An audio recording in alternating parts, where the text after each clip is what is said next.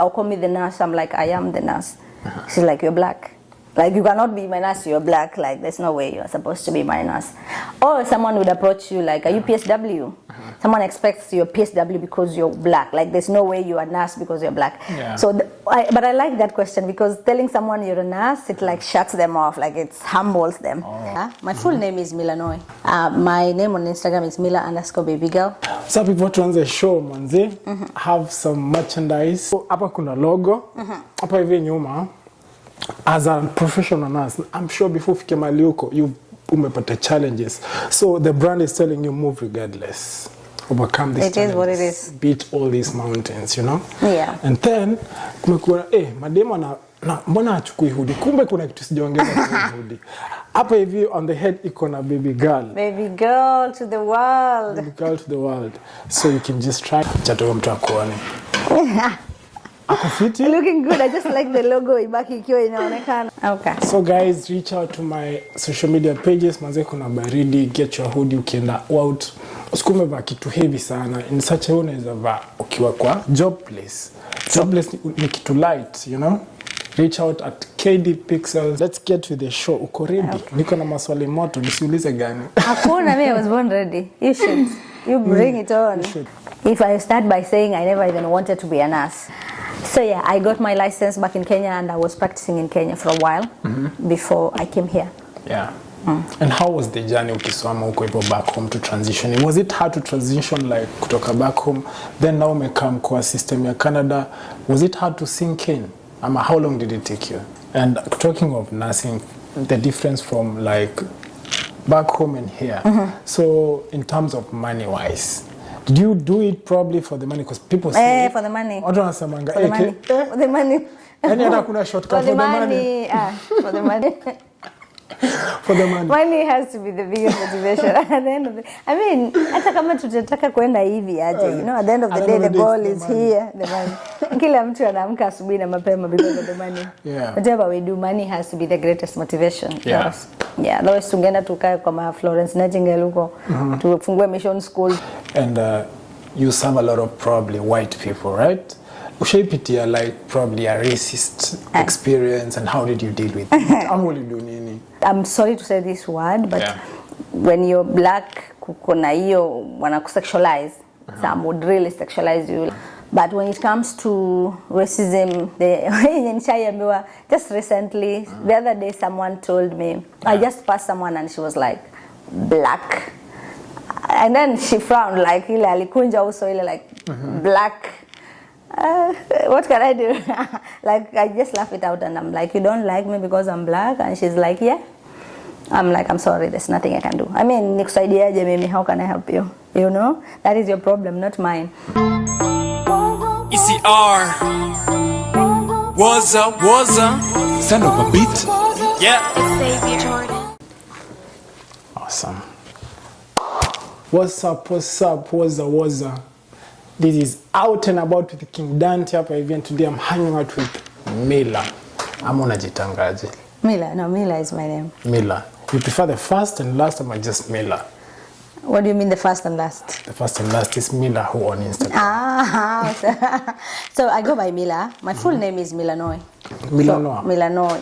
So I go Naikata to Millah because what one I mispronounce. My name on Instagram is Millah_babygirl. So Millah still. TikTok Millah. I have some goodies for you. Let's first introduce the show. How are you doing? I'm doing well. How are you? I'm fine, thank you. You doing good? Canada nakupeleka aje? Baridi, I can't. I want to go home. I want to go home. You want to go home? Like yesterday. Not anytime soon. How are you coping? For me, it's good, manze. It's been a minute. Kukutafuta, it's not been easy. I'm busy. Yeah, everyone is busy, you're busy. Yeah. But just what when you're after for the longest time is superstars. Are you one? Awesome. I think people are just busy. People are just busy. Awesome. Yeah. Welcome to the show. Thank you. Finally at King Danteh show. But before tuendelee, hapa hivi pia tuko na mgeni wetu. There's another guest here. akona pink, so I think she's as girly as you.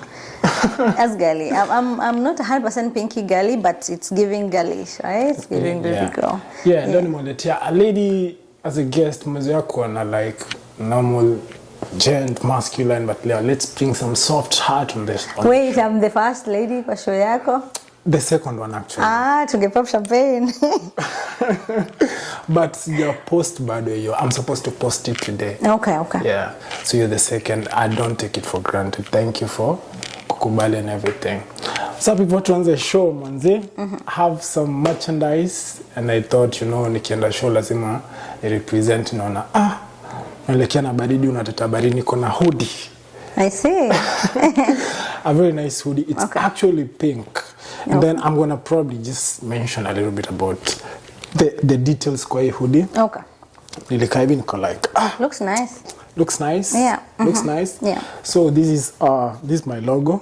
Okay. KD Pixels. There's a camera here and then pixels and just the outline runic graphics. Not wanna confuse hii brand yangu na Kenyadians. I was about to ask. You were about to ask? Yeah, because I'm like, is it the same thing? No.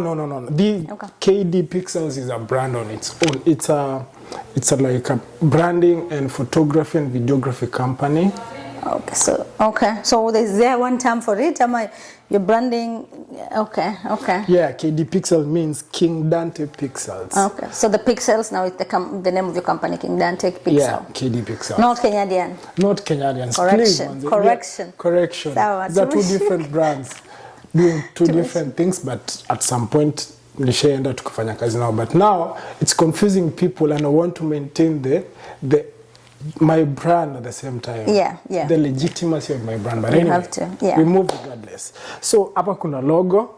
Hapa hivi nyuma, as a professional nurse, I'm sure before ufike mahali huko, you umepata challenges.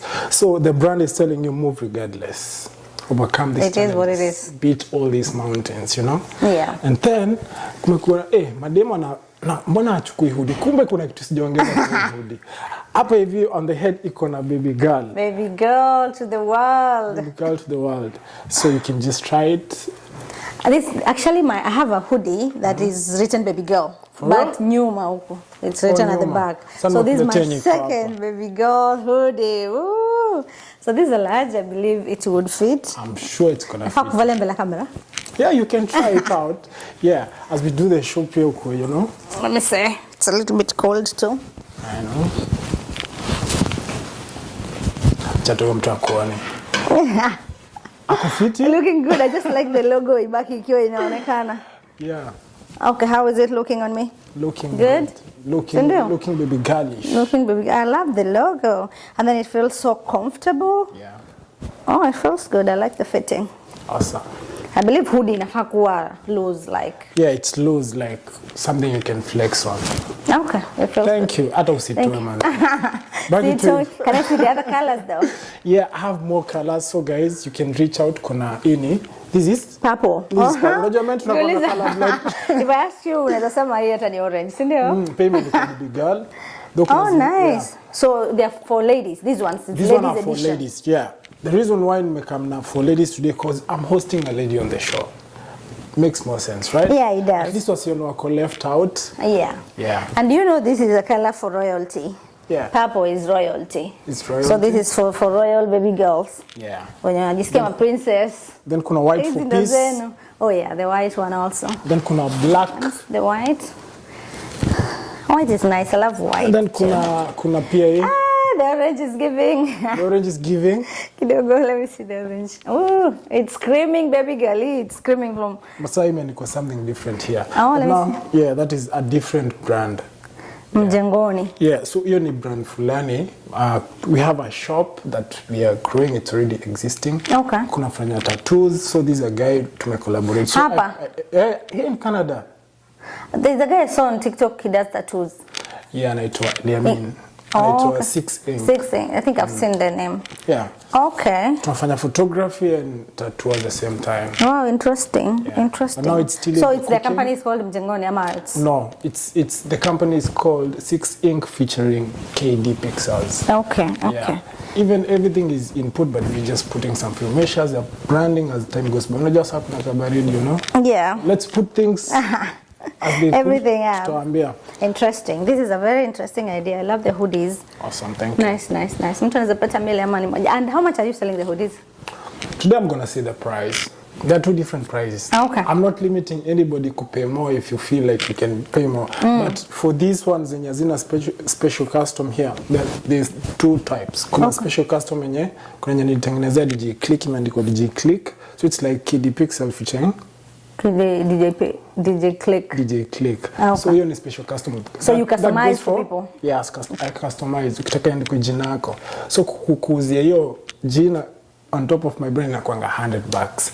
But now for people like you, maybe utaki something to go out there, you know, it's just $60. Ukiteta sana tunaweza ongea, but yeah. The hoodies are going for 50. Yeah. Okay. I hope what wamesikia is going for 50. They're really nice. I love them and they're very comfortable. So guys, reach out. 60, not 50. 60? Yeah. 60? Yeah. Stini? Yeah. Okay. So guys, reach out to my social media pages. Manze kuna baridi, get your hoodie ukienda out. Usikume vaa kitu heavy sana. In such a way unaweza vaa ukiwa kwa job place. Job place ni kitu light, you know. Reach out at KD Pixels for more information. Okay. Aha, let's get to the show. Uko ready? Okay. Niko na maswali moto, nisiulize gani? Hakuna, I was born ready. You should. You bring it on. You should. I'm ready. Yeah. So, now, as a nurse, yes. Until today, like, when did you officially, like, get the title of a nurse, probably? Tuanze tu hapo before. When did I become a nurse, in short? Yeah. If I start by saying I never even wanted to be a nurse, I'm not saying it as a discouragement or anything. I'm just saying, like, for someone who has doubted if they're in the right field. Yeah. I never wanted. Sikuwa nitaka kujipata hospitali. I didn't like the hospital vibe. Bona, why? It just... You're giving back to the community. Yeah, you can give it any other area. Like, for me, I was like, I could do anything. I just didn't picture myself in the hospital. And I remember at some point I had refused to go to nursing school. Yeah. Like, CND, I'm not doing it. But eventually I did go, and I thank God. It was the best decision, I think. And so I studied back home, and I did my nursing in KMTC. Yeah. KMTC. Unajua when you bring out so many stars, KMTC. We are the legends. Exactly. Like, Alafu, somewhere like here, like ukiwa abroad, when you go to abroad and they see your school transcript and you've gone to KMTC, it gives you a higher score. More than anybody in Kenya who has gone to any school. You can ask anybody. KMTC ukipata, it's given a higher respect because masomo kwa hapo ni ya kuua. Anyway, so yeah, I got my license back in Kenya, and I was practicing in Kenya for a while before I came here. Yeah. And how was the journey ukisoma uko hivyo back home to transition? Was it hard to transition, like kutoka back home, then now umekam kwa system ya Canada? Was it hard to sink in? How long did it take you? And how long did it take you, probably? Okay. So, transitioning was hard. But then again, ukiangalia what you are transitioning from, you're like, endelea tu hiyo safari. You know? Like, damn, some car waiting for me. Unajigonga tu, because home was not as easy. Yeah. Home nursing, I find it's very, like, hakuna appreciation. There are a lot of issues around nursing in Kenya. Kuanzia pesa yenye mnalipwa, kuanzia the respect that the people give you. Like, ukiwa wewe ni nurse already, ukona zile brand, you're rude, you have an attitude, so hakuna appreciation sana. But coming here and transiting, bado ni process, I would say, because I came in as a student, postgraduate, then you have to submit your documents. Your process yote, something that took me almost like 2 years by the time I did my NCLEX exam. 2 years? Yeah, and got my license. And I was a nurse back home already. Yeah. But for getting a license here, ni process. But then again, here it's a bit different. Like being a nurse here, kukona yo, you like it. You like it because there's a lot of appreciation. Yeah. People see you like actually doing the work, you know, wanna appreciate the work that you do. Back home it's like that is your duty. In as much as it's your duty, it comes with a lot of dedication, comes with a lot of sacrifice. So here me wanna kama wana acknowledge more. The work-wise, level ya standard of care ni different from back home na hapa. Yeah. I don't know if I would go deeper into that, but the approaches are different. Back home we do primary nursing. Yeah. Meaning uko na patients wako kama 5 and you have them the whole day. One nurse, we have a ratio. We have a ratio 1 to 4 maybe. Usiku 1 to 6. So one nurse, 4 patients, you take care of them until jioni. Ukikuja una hand over. That means you are doing everything you have to do with these people until jioni. Back home, you put like 3 nurses in a ward. Like ward ya 30 people, 3 nurses. Huyu anafanya treatment, huyu but unafanya for all the 30 people. Huyu anapeana dawa, huyu anafanya hivi. But hapa it's you are your patient and you do everything. Unampea dawa, unafanya kila kitu. So that's the difference. Primary nursing and the other one. So it's different from back home. Like here, things are different completely. Yeah, they are. But also, since it's the same delivery of services we are delivering, but that's the standard of care. The way we are providing care is not the same as how we provide care back home. Yeah. And probably umeshatuambia hauko unataka kuwa nurse. Why did you feel like, despite the fact that hauko unataka, what made you at the end of the day ukakuwa nurse? So the reason as why sikutaka kukuwa nurse is because I didn't want to wear uniform. Let's begin from there. I hated it, to be honest. This I wear uniform. I didn't want something that has so much discipline. Like something that I want to have my nails long. I want to wear high heels. That's what I imagined my life like. That's how I wanted it. You know, I'm slaying. You know. But sasa kukuja that was the only thing ilikuwa inanibo uniform na hizo restriction or you cannot do this. But then coming here also when I started learning I realized kuna ka satisfaction flani when you're providing that service, when you're taking care of people. Kuna tu satisfaction flani that comes with someone saying thank you, I was feeling this way, now I'm feeling this way. I think that one made me keep going. When you feel appreciated. Yes. And talking of nursing, the difference from like back home and here. So in terms of money wise, did you do it probably for the money? Because people say for the money. For the money. For the money. For the money. For the money. For the money. Money has to be the biggest motivation at the end of the I mean, hata kama tutataka kwenda hivi aje, you know, at the end of the day the goal is here, the money. Kila mtu anaamka asubuhi na mapema because of the money. Whatever we do, money has to be the greatest motivation. Otherwise tungeenda tukae kwa Florence Nightingale huko, tufungue mission school, tutibu watu bure, you know. Realistically speaking. I get it now. Nursing iko na dom. Nasikia? No. Sipia mimi niko nurse. No. Pia kuna konga na a lot of misconceptions actually when it comes to nursing. Kuna a lot of misconceptions. Na sangine I look at someone who is wanting to join nursing. Na mwenye wako join already, the story is very different. It's not as much money as people make you think. It's not as lavish as people make like no, it's not that way. Actually, the only money you would get is mostly if you're doing traveling. But kama unafanya traveling nurses. Like, is there a difference between what you're doing and traveling nurses? So I was traveling last year. It's just me choosing to travel. So I was traveling last year. Traveling means you go to remote areas or areas that don't have nurses. Of course, they will pay you better because first you're living your comfort. Unaenda place remote. Anakupea accommodation ama? So I was in Nova Scotia. They give you a car and they give you accommodation. Then they give you a brand new car. 2024 brand new. Sangine hata mileage 0. So they give you a car, and they'll pay. Some will pay for your gas. Some will pay for, if you're going to stay there, they'll pay for your hotel. Kama unaishi kwa hoteli. They'll pay for your flight. The money is good, I wouldn't lie. It's good. It's like 3 or more, 2 times or 3 to whatever you're being paid ukiwa my employer. Awesome. Yeah. So part of the journey umesema transitioning ilikuwa like from back home it's different and here it's different. Can you mention at least what unaweza fikiria uli transition to, what are some of the challenges ulipitia before like ukue where you are right now? Hi mingi. Mwanzo coming in, you're coming as an international student because I came in as a postgraduate. I was doing postgraduate program. So I came in as an international student. So could transition, first of all, I think being an international student is already crazy. It's very challenging. Unalipa school fees, especially if you don't have a good support. I must say a good support if you don't come from a rich family or if you don't also have like family here. Like unakuja tu una rent, una have kulipa school fees, una have, it was challenging. Me kitu nyokolea ni COVID was a saving whatever for us because COVID came with a lot of changes, wakatupatia a lot of advantages, but the whole transitioning phase, I would say it's not easy. From leaving your family back home and coming here on your own, shule, hustling, homesick, almost getting into depression. Yeah. It has not been an easy journey, but here we are. Here you are. So basically you overcome your challenges by keep going. You keep going. Alafu unajua place kama home, if you're working with place kama home, we have a lot of sometimes you need documents from back home to here. See, sometimes, always, for your transitioning phase, you'll be required, oh, you need documents from your nursing council, or you need. So these people are the same people who are, they either want some money, like you have to know someone.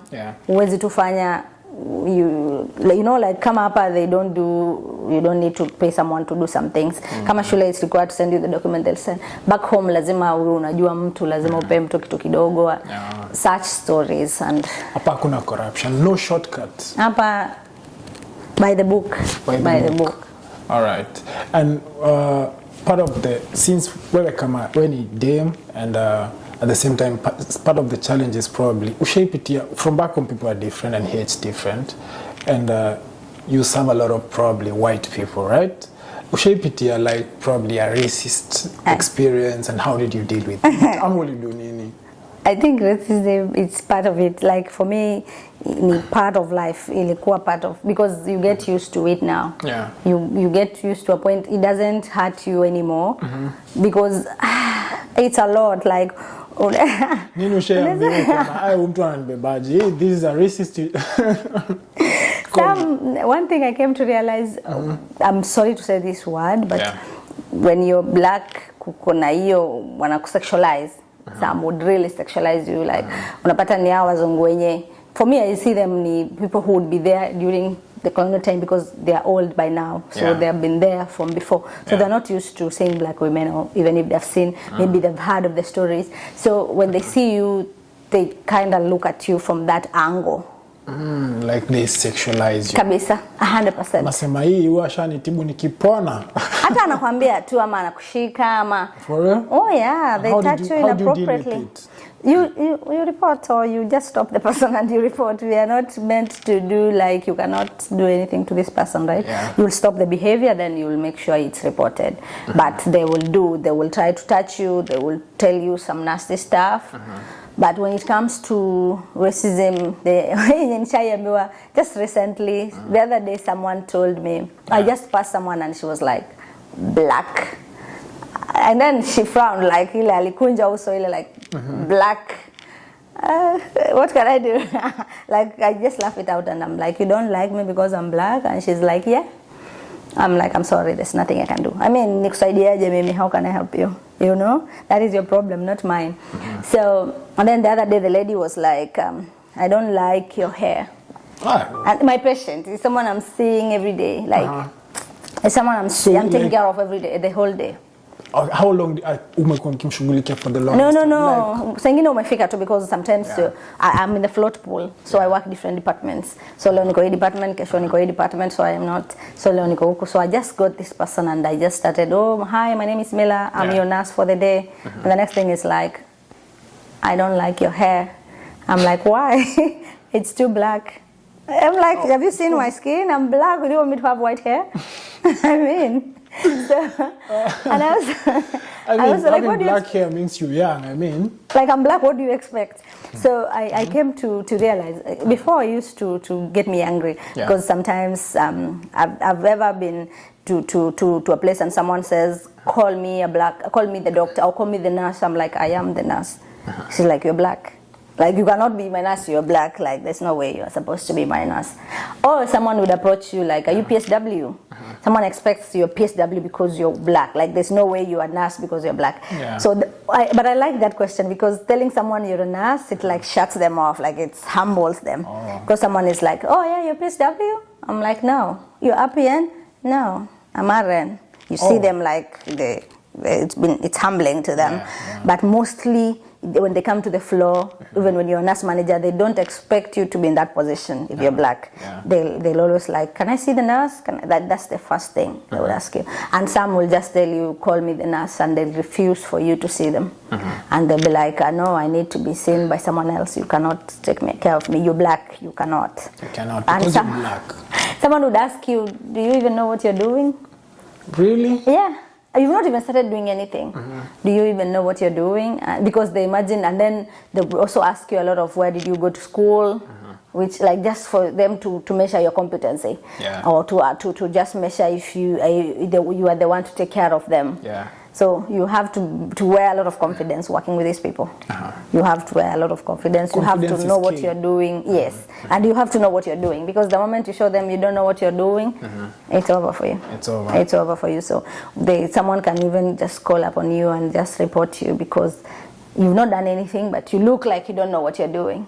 But literally you know what you're doing. So confidence is key. You have to be confident by all means. Awesome. There's no other way. Yeah. So ni mingi racism. Actually, the other day they were approaching it. They were trying to talk about it in the Nursing Council. They had a webinar session and they were just discussing racism in nursing, and it was a lot. It's a lot. It's a lot. Trust me, it's a lot. Yeah. But there are measures probably like 1 hour idea probably because of what you go through. They know it's the racism in between because you're serving a lot of white people. Basically, there are measures that they boost you or help you in your workplace apart from reporting. Have you ever reported anybody? You sometimes you report until nothing is done. No, not like nothing is done, because okay, sometimes it's actually racism from your fellow people, like your fellow staff. Yeah. Sometimes it's the same people who you work with that they would racialize you. But when it comes to like patients, sometimes you understand that some could be having mental issues. Yeah. Personally, I don't take it personal. Like if someone's, like for me, however you see me has nothing to do with me. If you have a problem with me being black, it has nothing to do with me. Like if someone, how you see me has everything to do with you. It's different. That's why I don't get mad, because it has nothing to do with me. So if you feel I'm black and I disgust you, that's your problem. That has nothing to do with me. So sometimes we don't report because how many cases will you report? And if you report, mostly they might not do much, because if this person has a mental issue, some would take advantage that they have the mental issue and they don't. Some will get away with that, I'm stressed. So sometimes you don't. But the managers, we have the best managers also. We have the best colleagues who very supportive. Very supportive. The team, like for example, where I work, the team is amazing. They are very supportive. Yeah. On to the next. I've been seeing you probably online doing a lot of stuff apart from like nursing and everything. Holding webinars, I don't know, there was an event probably we talked behind the camera before we started the interview about something empower her. So like, how do you get connected in such a way, despite the fact that you're a nurse, you're doing something else? It's part of the field? No, actually, I personally, I wouldn't say I'm not a fan of nursing. I love it to a certain level, but I also love having a social life outside that. Like I wouldn't imagine my life as just a nurse and nothing else. I think it would depress me, because you need to have your head outside work for a minute. Like if you're always working and your head is always tuned, you're a nurse. If you're not in scrubs, then you're asleep. No. So for me, it's just part of having a social life. It's just part of living a life different from the normal and doing some different things, So socially, I try to network as much as I can. I try to build my social networks. I try meeting people. I try attending events. But anything that has to do with inspiring women, anything that has to do with empowering women, I'm there. So the event was all about empowering women, girl child out there. Yeah, and so the whole event on yesterday, on Saturday, the whole event was about the new people who are coming in. The whole was for black people. It's a new cohort of nurses. It's not nursing. They're not nurses. Oh, it's a different thing. Yeah, they were not nurses. It wasn't a nurse, but the people who were there to speak, they were nurses. Like they were just bringing powerful people to come and inspire those who are incoming, those who are coming into Canada. And so they were picking those people who just came recently, and they wanted to just hear a word of encouragement that you can actually start here and you'll be here the next day or tomorrow or the day after tomorrow, just to motivate those who are coming in. Yeah. All right. Since you've been in this field for the longest time and done a lot of stuff, what are some of the qualities and measures that have helped you, probably that have been essential to be a successful nurse? As a person, apart resilience, from confidence, and apart from confidence and resilience. Yeah, I wanted to say resilience. Like, I believe you really have to have a tough skin. Yeah. Like, you need to, lazima uwe roho juu. You cannot make it kama una roho nyepesi. Kama you're a person to be insulted and going to cry, you will cry. Utakufa vibaya sana. I don't think there's any place here you can make it when you have a soft heart. You can't. Maju, I think Maju generally. The moment someone takes a flight here, you come to Maju, lazima uwe roho juu. Lazima you have a very resilient heart because you'll go through the most. Yeah. You'll go, and that requires you to be really tough. So people might look at you and see you as someone who is smiley and you're having it easy and you're just easy. But no, you just have to develop that resilience that you're going through the stuff, whatever you're going through, and coming out strong, you know? Yeah. So resilience, that's what I would say. Resilience, and that's resilience. All right. You have to. And probably, what is one of the memorable stuff, impact you've had on one of your patients? You saw Adukakwa like, damn, this one, I really felt it. Like you had an impact on one of your patients. Do you have any experience, a story probably you can tell? I think every day is mostly like that because I've worked in different departments, as I said, back home, back here, here and back home. I've worked in very different departments. One thing that I like, or one thing that has given me satisfaction is when helping mothers give birth. Like just that act of bringing life, it's so satisfying. I don't know. It feels so nice when the baby just comes and you can handle. And then the whole maneuver process. Another thing also is maybe seeing someone. I've worked in the theater for the longest when I was in Kenya, and I've worked with a neurosurgeon. So sometimes with the nerves, you know, you cannot walk today, and after a surgery, you are able to walk. So like seeing someone, he came in maybe dying or in a bad state, and then tomorrow they're talking to you, they're smiling, and you are remembering the time that he came here, or the family is reminding you, like, do you remember how he was when he came? You know, that moment of seeing someone recovering and being in good shape, it's so satisfying. So for me, those are like the best moments in nursing, and just seeing people happy after the service, you know. They say people remember how they feel. When the kids probably grow, oh, this is the but you don't ask though. No, but I have friends that I have their kids from the time I delivered them. And now I know them, and you know. They're big kids. They're big kids. Wow. Yeah, it's interesting. Yeah. All right. And probably, when did you come to Canada by the way, before I ask this question? 2019. 2019, so that is around 6 years? Oh yeah, almost five years. 5, 6. Yeah. And what has kept you connected in such a way, when the focus ukafanya chenye ulifanya at the end of the day? What, basically, what brings in these connections? Is it that you have connections? Is it that you're smart? Is it that who you are? What makes you who you are, probably? Fear of poverty. Money, man. My fear of poverty motivates me. Me, I cannot be poor. Like, I'm scared of struggling or just having that life. That I'm scared. I cannot afford life. Yeah. I think it's just irrational. It's everywhere. Like, when you're broke, you feel it very, very, you know? I don't want that feeling of suffering. It's very bad. So because of that, then you keep going, even if you know it's tough, because it's not easy anywhere. And also, just telling yourself it's going to get better or it's going to be okay. Some phases are very temporary. You keep going. You have to make it. We move regardless. We move regardless. We move. You've used it. We move regardless. We move regardless. Where's the guy, baby? Like, no, you have to move. You have to keep going. All right. Yeah. Basically, this in your journey of being a nurse and everything, definitely, I'm sure you've had like relationships and everything.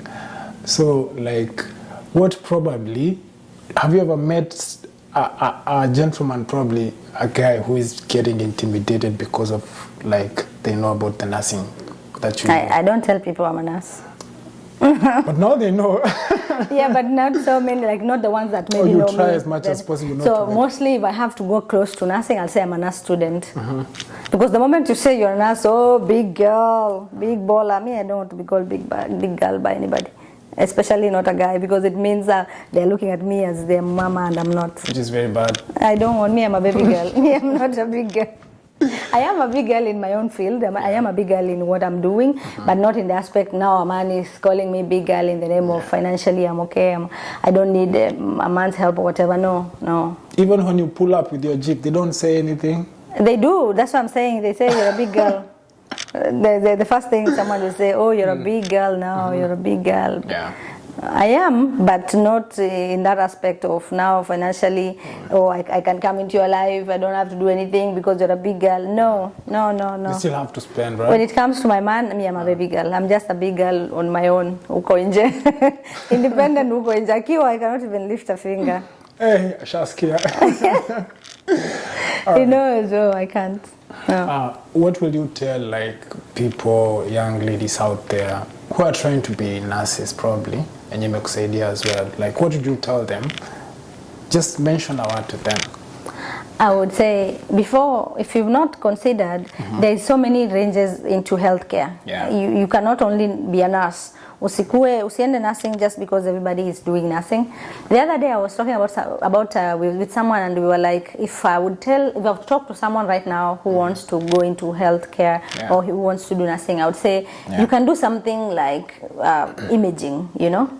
Imaging, these people who do MRIs, they pay the same amount of money. And what are some of the steps? Probably kuna mtu pale hivyo nje, they literally have not started in the process. Oh, they what want to be nurses. Some of the steps before they become probably at the stage that you are right now? You said RN, right? Yeah. Okay. Oh, we're still in nursing. Okay. So aside from someone doing any other thing in the field of which is good to explore any other means, but kama roho yako iko kwa nursing and you really want to do nursing is good. I love nursing, and if that's where your heart wants to go, then if you're starting here, you want to start here in Canada, then you need to look at maybe, because they need to check your qualifications. So the first thing you have to, if you're checking to go into schooling here, you can always check schools that offer nursing programs, you know. So you can check, and then they'll say if your requirements are met or not. If not, they'll tell you. You can actually reach out to a school. They normally respond. Reach out to a school, tell them what you got in school and what you want to be. They'll ask you for your documents. They can verify. If you've not met it, they'll tell you maybe you need to go to school, maybe for biology, whatever courses. If that is not enough, you can always start at RPN. RPN is below RN, right? So it's like a licensed practical nurse. You can do that for 2 years, then you advance into RN. You don't have to go to RN directly. If you still want to do nursing, you can still go through the RPN way. So you become an RPN. I believe the requirements for RPN are a bit lower. It's like a certificate there. So it's a bit lower, so you can start there, then you can always advance. But if you're from home and you want to come nursing in Canada, now it's a bit tough, but you can always check employers from here, or you can do your exams from back home. You do nursing exam, because you have to do nursing exam before you get your license, right? Yeah, you and can. Probably a span of how long can it take before now you become like the nurse, the RN probably? Studying is 4 years. 4 years? Yeah, for RN. Here I believe it's 4 years. For me, I went for 4 years. It was 3.5 to 4 years. So, and then here is 4 years for RNs, and RPNs is 2 years. Yeah. Awesome. Unapigana sherehe? Ama nurses don't party? So if they tell you, I try to live my nursing life as far from my social life. I try, like the moment I get from the hospital, I put that one aside, because I don't like carrying work problem back home, because they'll drain you. And you tachoka bure, they'll stress you. So the moment I get in my car from the parking lot, I'm done with the nursing stuff. The moment natoa scrubs, that's why I live this life that I live. So that's social how you life. balance your life. You have to balance. Otherwise, I'm telling you, utakufa vibaya wewe. You'll have depression. You'll be. So you have to balance. So for me, once nimetoka job, that's it. I have my social life. I go out. Kama hujainipata, I go out a lot. I hang out with friends. I love adventure. I'm a social bird, really. I'm a very social person, so you'll find me outside most of the time. Awesome. Yeah. Now I'm giving you a task now. Okay. Like now, because you're here, I want more nurses here to come and tell their story, right? Okay. Mention some of your friends nurses. I have many. And just tell them, shout out to them, Pita na wao. Pita na wao. Chebet, my girl. Chebet, my girl. Chebet, she's a nurse. acha nisiseme wapi, but it's my girl. Hata wengine si wa Kenya. Wengine si wa Kenya. Chantel, I know Chantel. Yeah. She's also an RN. Yeah. I know who? I know Riba, she's an RN. I know Rachel, I know Linda, I know Leila, I know Francis, I know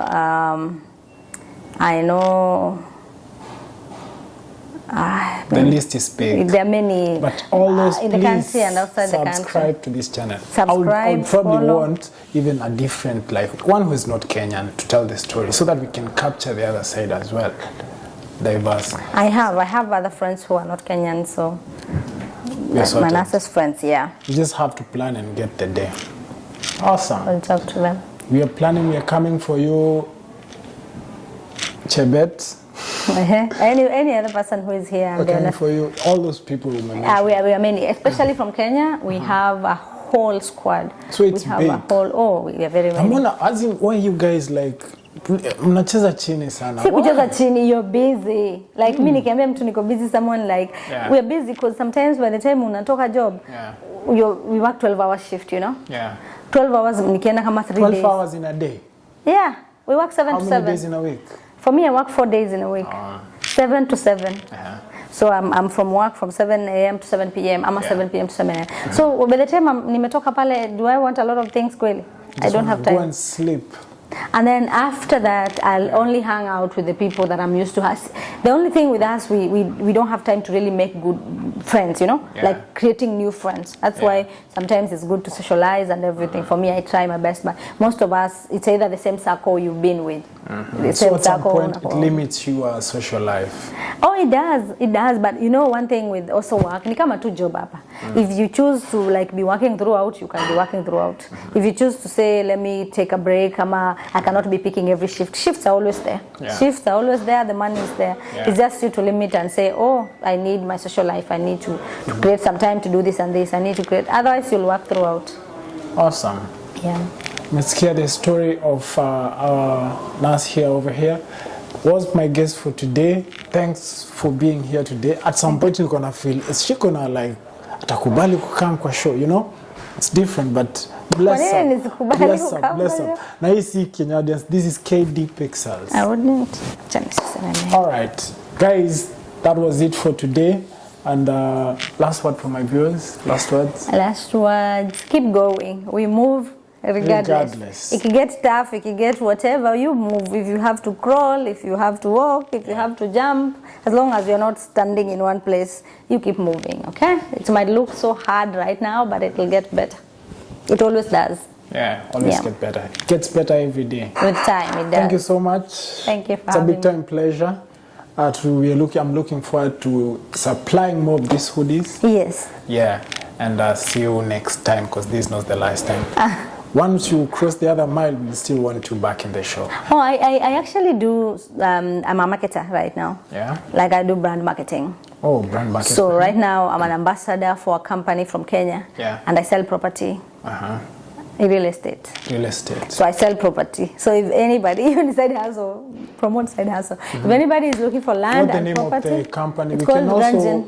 Yeah, it's called? It's called Grangen Realty. Okay. Grangen Realty. I'm the ambassador here in Canada.